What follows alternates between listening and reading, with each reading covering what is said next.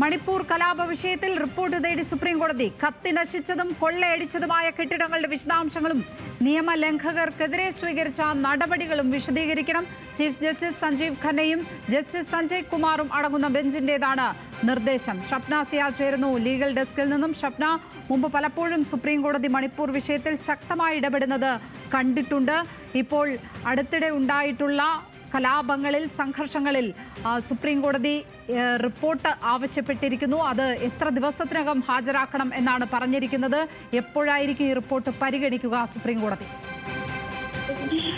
ലക്ഷ്മി, മണിപ്പൂർ കലാപവുമായി ബന്ധപ്പെട്ട കേസുകളിലാണ് chief justice അധ്യക്ഷനായ bench പരിഗണിച്ചത്. ഈ ബെഞ്ചാണ് ഇപ്പോൾ മണിപ്പൂർ സർക്കാരിനോട് ഇത് സംബന്ധിച്ച റിപ്പോർട്ട് ഹാജരാക്കാൻ നിർദ്ദേശിച്ചിട്ടുള്ളത്. മണിപ്പൂർ കലാപവുമായി ബന്ധപ്പെട്ട് കത്തിച്ചതും കൊള്ളയടിക്കപ്പെട്ടതുമായ സ്വത്തുക്കളുടെ എല്ലാ വിശദാംശങ്ങളും വേണം എന്നാണ് കോടതി നിർദ്ദേശം നൽകിയിട്ടുള്ളത്. ഇത് മുദ്രവെച്ച കവറിൽ ലഭ്യമാക്കാനാണ് മണിപ്പൂർ സർക്കാരിനോട് നിർദ്ദേശം നൽകിയിട്ടുള്ളത്. മണിപ്പൂർ സർക്കാരിന് വേണ്ടി ഹാജരായ സോളിസിറ്റർ ജനറൽ തുഷാർ മേത്തയ്ക്കാണ് ഇത്തരം ഒരു നിർദ്ദേശം നൽകിയത്. അക്രമം തടയുന്നതിനും ആയുധങ്ങളും അതുപോലെ മറ്റും പിടിച്ചെടുക്കുന്നതിനാണ് സംസ്ഥാനത്തിന്റെ പ്രഥമ പരിഗണന എന്ന് ഇന്ന് സോളിസിറ്റർ ജനറൽ കോടതിയെ അറിയിച്ചു. എന്നാൽ ഈ വിശദാംശങ്ങൾ ഫയൽ ചെയ്യാം എന്നും കോടതിയെ അറിയിച്ചിട്ടുണ്ട്. ജനുവരി 20-നാണ് ഇനി ഈ കേസ് പരിഗണിക്കുന്നത്. അതിനു മുമ്പ് ഈ റിപ്പോർട്ട് സമർപ്പിക്കണം.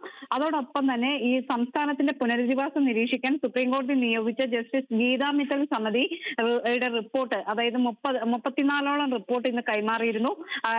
ഈ റിപ്പോർട്ടുകൾ സംസ്ഥാന സർക്കാരിനും ആഭ്യന്തര വകുപ്പിനും കൈമാറണം. അത്തരത്തിലുള്ള പുനരധിവാസം സംബന്ധിച്ചുള്ള കാര്യങ്ങളിലേക്ക് നടപടികൾ സ്വീകരിക്കാനായി ഈ സുപ്രീംകോടതി നിയോഗിച്ച മിത്തൽ സമിതിയുടെ റിപ്പോർട്ട് കൈമാറാനും കോടതി നിർദ്ദേശം നൽകിയിട്ടുണ്ട്. ഏതായാലും ജനുവരി 20-ന് ഇനി ഹർജി വീണ്ടും പരിഗണിക്കും.